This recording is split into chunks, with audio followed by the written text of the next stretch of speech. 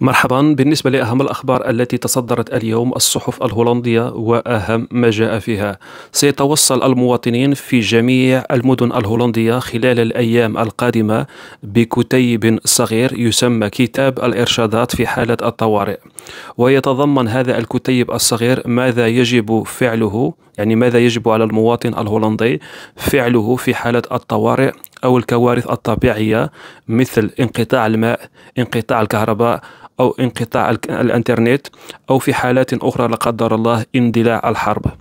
وزير الدفاع الهولندي أعطى البارحة، يعني أعطى أوامر كي يتم توزيع 8.5 مليون نسخة من هذا الكتيب الصغير، وسيتم إرساله إلى جميع المواطنين عبر البريد إلى منازلهم. وسيتم البدء في توزيع هذه الكتيبات ابتداء من 25 من هذا الشهر إلى 10 يناير من السنة القادمة. يعني 10 يناير سيكون جميع المواطنين في هولندا توصلوا بهذا الكتيب الصغير الذي يسمى كما قلت كتيب، يعني لإرشادات في حالات الطوارئ. وهذا الكتيب الصغير الذي يتضمن 33 صفحة، يعني فيه يوضح بعض الأمور وبعض الأشياء، مثلا ما هي الأشياء اللازمة التي يجب أن تتوفر لديك في المنزل كحزمة من الطوارئ.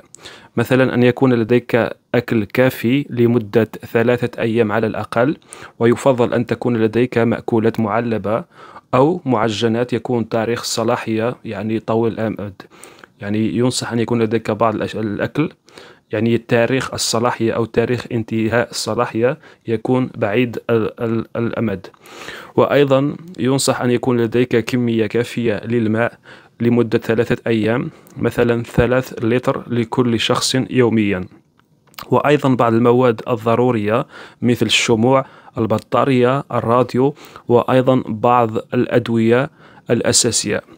وأيضا في هذا الكتيب الصغير يعني فيه بعض الإرشادات ماذا يجب عليك عمله إذا إذا اندلع حرب أو إذا وقع كوارث طبيعية. أيضا يتم التحدث حول هذا الموضوع. وبعد تصريح وزير الدفاع الهولندي حول ضرورة توزيع هذه الكتيبات على جميع المواطنين في هولندا، أيضا بلدية روتردام اتخذت خطوة أخرى، وهي أن يتم توزيع حزمة الطوارئ، يعني الأشياء التي ذكرتها. بلدية روتردام ستقوم بتوزيعها على بعض المواطنين، خاصة المواطنين الذين لديهم رواتب منخفضة أو لديهم أو يعيشون على الأوتكرين.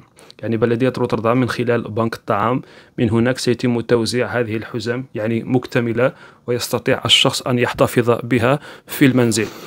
وهذه التحذيرات يعني ليست مقتصرة على الحكومة الهولندية فقط، بل أيضا معظم الدول الأوروبية يعني تنصح وتنبه مواطنيها إلى ضرورة الاستعداد للطوارئ. ويعني ربما لم نكن نسمع بهذه الاستعدادات من قبل، لكن بعد حرب روسيا وأوكرانيا ازدادت هذه التحذيرات أو الإجراءات التحذيرية يعني للمواطنين. وأيضا هذه الكتيبات أيضا تم توزيعهم في دول أخرى مثل يعني السويد وأيضا النرويج وكندا.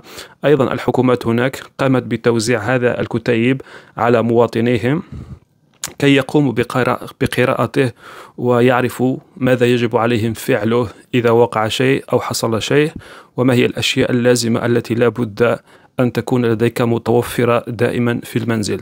نتمنى من الله أن يحفظ الجميع، ونتمنى أيضا السلامة للجميع. ابتداء من السنة الجديدة سترتفع الرواتب الشهرية في هولندا لجميع المواطنين، وهذه الزيادة ستختلف من شخص إلى آخر حسب عدد الساعات التي يشتغلها، إما أسبوعيا أو شهريا. ومثلا بالنسبة للأشخاص الذين لديهم راتب إنكر مودال سترتفع راتبهم ب35 يورو. أما بالنسبة للأشخاص الذين لديهم راتب تفيكر مودال سيرتفع بزيادة 37 يورو. بالنسبة للأشخاص الذين لا يعرفون ما هو إنكر مودال هو الراتب الذي تقريبا يكون 3800 يورو، وهؤلاء الأشخاص سيرتفع تقريبا ب35. وأما بالنسبة لتفيكر مودال يعني الراتب الذي يكون تقريبا 7700، هؤلاء الأشخاص سيرتفع راتبهم ب35 يورو تقريبا.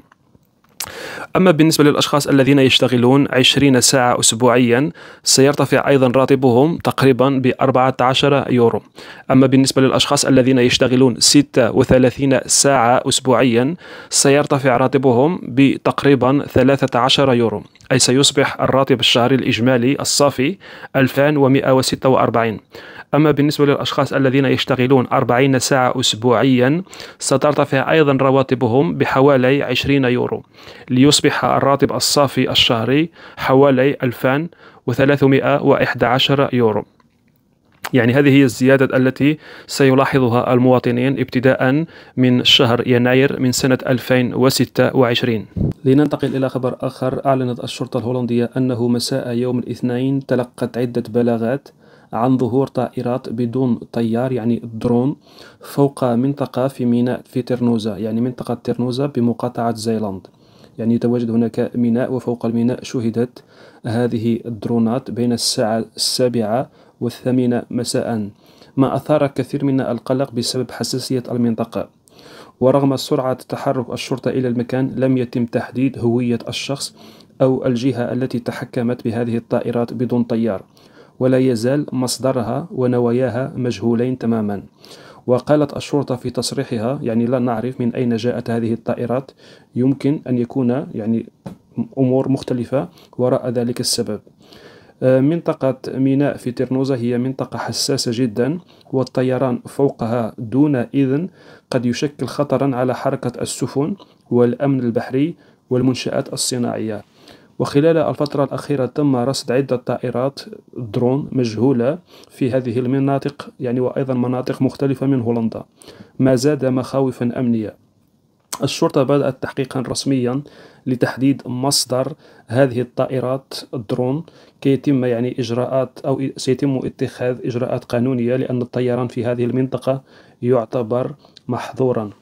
يعني في هذه الأشهر الأخيرة نسمع كثيرا طائرات الدرون فوق بعض المناطق التي ممنوع أن تطير هذه الطائرات فوقها. مثلا في الأسابيع الماضية أيضا بسبب هذه الطائرات الدرون تم إغلاق واحد من أكبر المطارات في بلجيكا بسبب أن هذه الطائرات كانت تحلق قرب المطار. والبارحة أيضا يعني ما تم ذكره في ميناء ترنوزا أيضا شهدت هذه الطائرات بدون درون.